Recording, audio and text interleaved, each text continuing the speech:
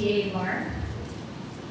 To former Dean, Tere Velasco, hi.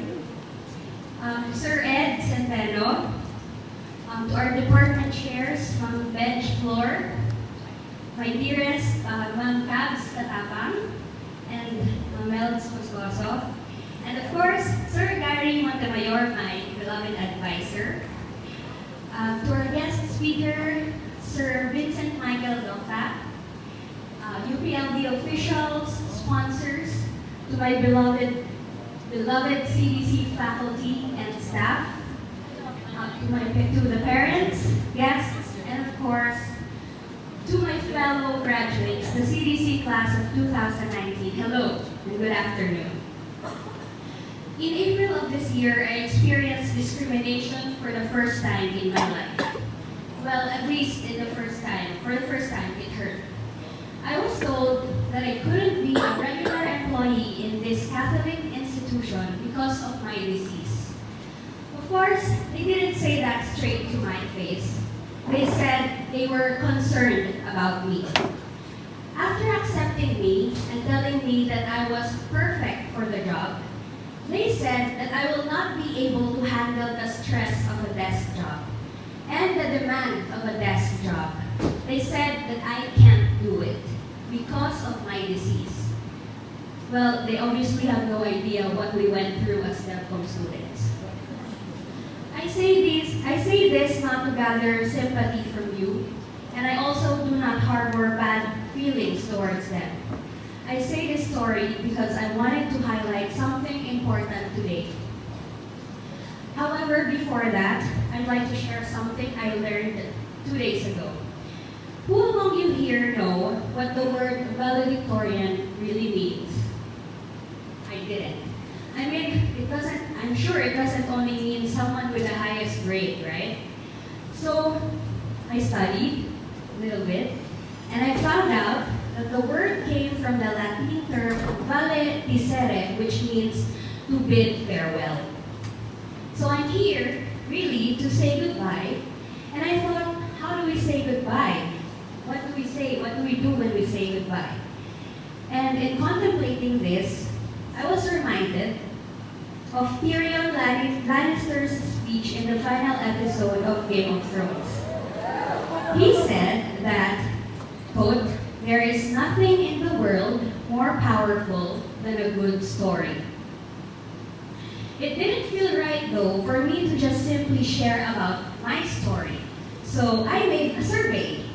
In the hopes of getting to know the graduating class, I made a survey, just a few questions to see what my fellow graduates think.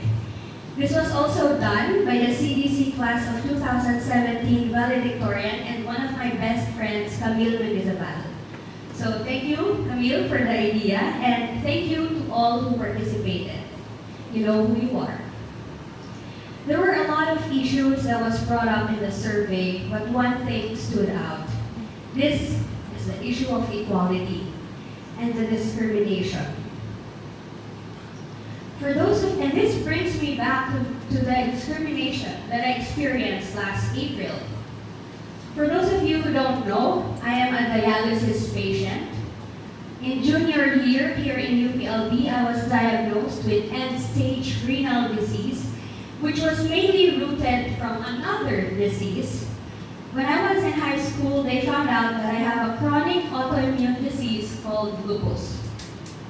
I have been a dialysis patient now for more than 3 years, and a lupus survivor for 15 years. My age is for PhD graduates. And yes, I badly need a kidney transplant. When my employers found out about the disease, the kindness and warmth that I felt when I joined the team was replaced with knowing looks and judgy eyes. When it dawned on me that these people did not accept me, I drove home crying alone in the car. Not because I felt sorry for myself, but because I was so angry. I thought, how could they do this to me? How could they only see me through my disease? When I spoke to some of my friends, they said, "Ganun talaga ang mundo." And that made me angrier, dahil hindi dapat ganun ang mundo. Inequality manifests itself in many different ways. To me, I experienced it in my work environment, and it was because of my disease. For many, they experience it because of their social status. Some because of their educational attainment. Still, religious beliefs, race, culture. Still, many experience it because of their sexual orientation. However, no matter the way inequality manifests itself, and no matter how much of a norm it has become, nothing can ever make inequality right. Now, I am a Roman Catholic. I enjoy my faith very much. I love hearing the Mass. I love witnessing the sacraments. I love Pope Francis. I also go to the feast, a Catholic prayer gathering where I also have a lot of mentors and friends.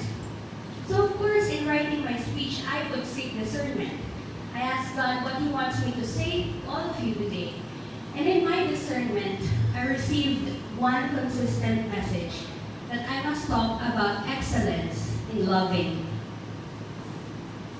Honor and excellence is the cry of the UP system, and honor before excellence is our North Star.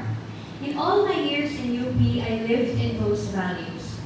But I'd like to share with you one more value I kept above those two, and that is to strive not just for excellence so that I could achieve things. Rather, I live by this rule: be excellent in everything, but most of all in loving. In fact, excellence in loving is not enough. You have to be exceptional at giving love. This was probably the most valuable lesson I received out of all the many lessons because of being sick. When I got sick and when they said no known cure and no known cause, I became powerful. I had the power to detach myself from my desires for titles or money, properties. What came forward as something worth treasuring are my relationships with family, with friends, and with just anyone I come across with. And in those relationships, love. In my desire to love as much as I can, I learned that love comes in many forms, and they don't even have to be in grand gestures. Love can be in giving way to a fellow driver or letting a pedestrian pass. Love can be smiling at and greeting the security guard who opens the door for you. Love can be choosing to go to lunch with your workmates to listen to your stories even if you would rather be alone. But I like this version of love. Loving by treating someone beyond their sickness, beyond their social status, or beyond their sexual orientation. Love through equality. Please take it from me. When you're nearing death, when you enter a hospital and think, is this going to be my deathbed? All your titles, all your treasures, those traditions you hold, they will mean nothing. Zero. Wala silang kwenta. When you're close to dying, all you will ever think of is one thing. Did I love enough? Did I love my son or daughter enough? Did I love my parents enough? Did I love my friends enough? Mental health is another concern that my fellow graduates wanted me to talk about. Today, I want to end the stigma on mental health. I want to crush that idea that I usually hear from the older generation when they say, "Dati naman wala yan." That statement does not solve anything. I have a lot of friends who had mental health issues, and at the end of the day, one need that I see is evident in their life, and that is just really a need for love. So let us not wait till we're close to dying. Let's ask this question now. Yes, we are all excellent at something here. We are all experts at something here, but are we excellent at loving? Once, a friend cried to me and explained what life is like for the LGBTQ+ community. She said that besides the rights that they are fighting for, they are also fighting for love. She said that what they risk to lose whenever they come out is their own family. Very few of us get excommunicated in our families because of our educational attainment, social status, or disease. But they, because of their gender, get kicked out of their own families.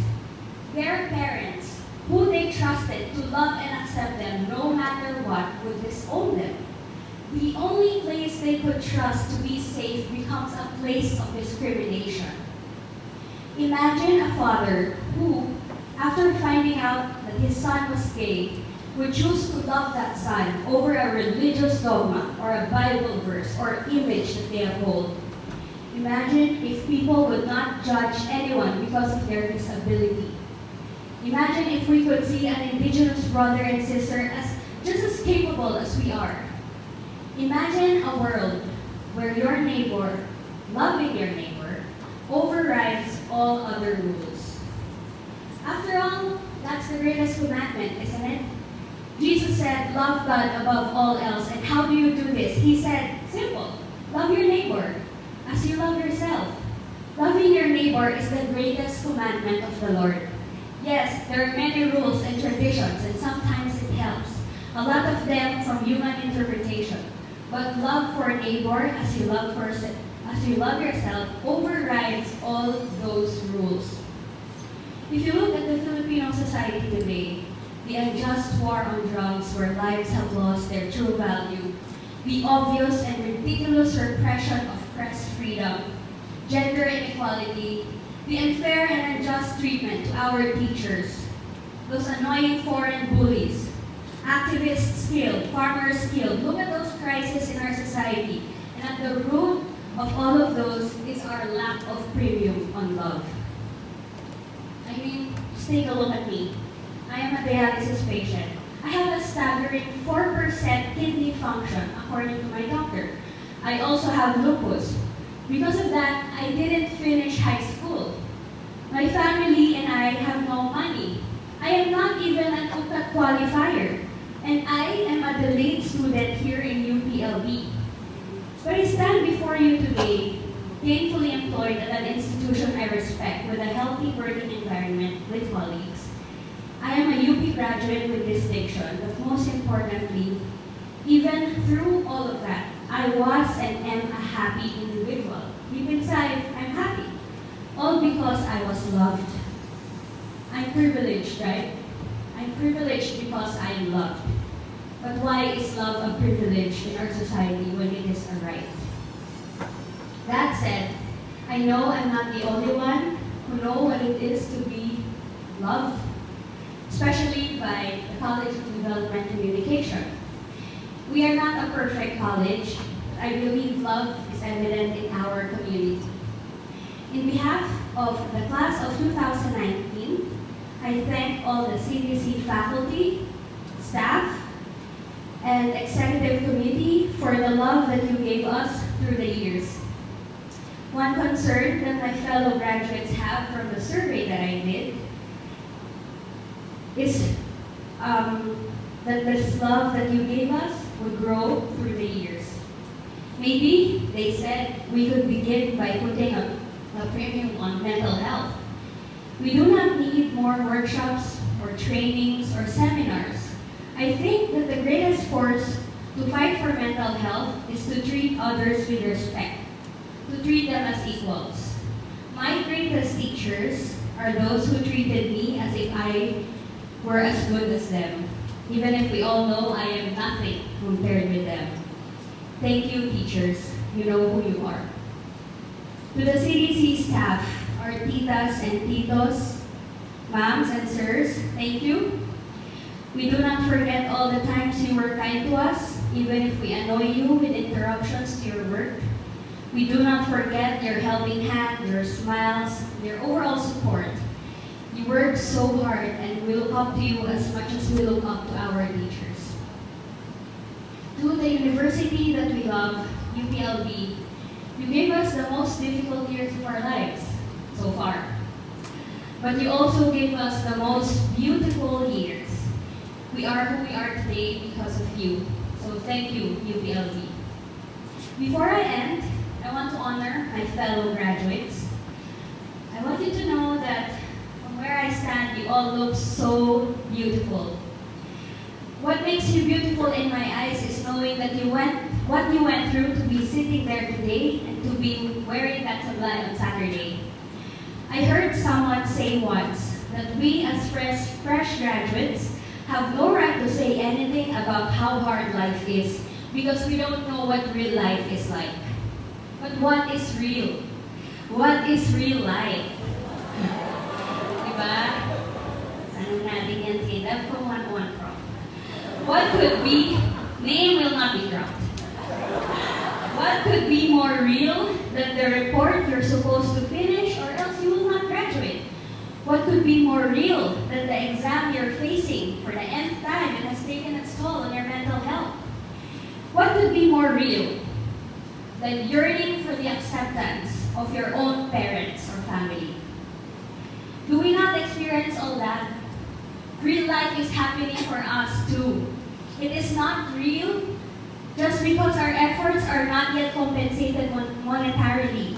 Our pain is real right now.